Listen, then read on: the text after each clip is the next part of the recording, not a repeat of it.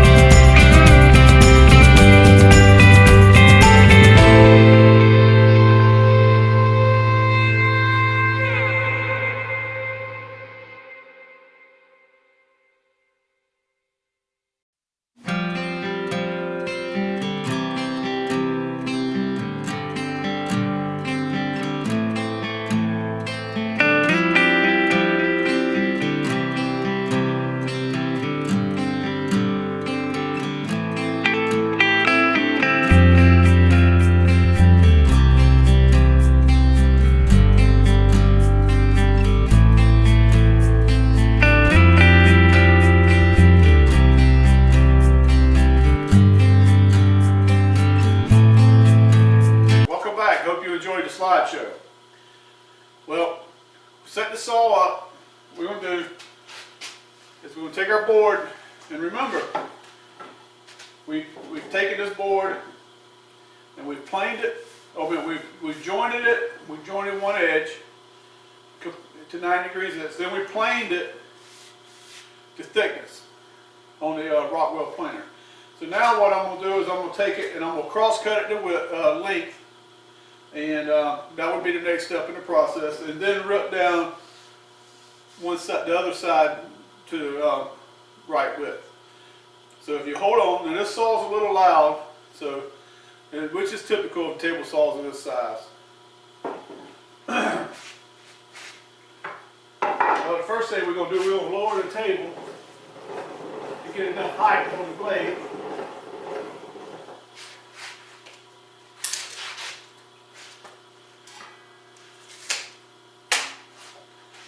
Alright.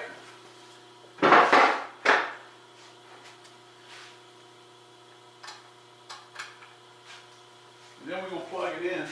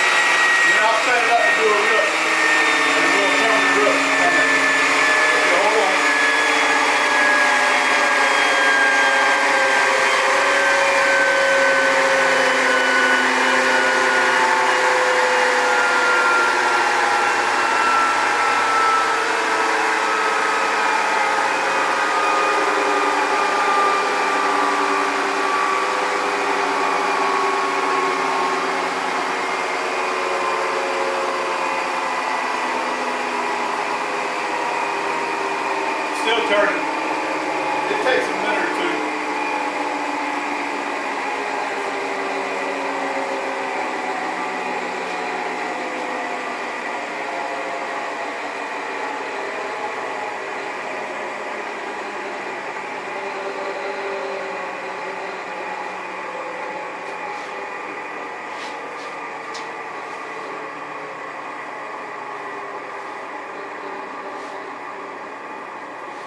That's all it cut. That's 2 inches thick, and it's almost a finished cut. A little sanding and it'll be done.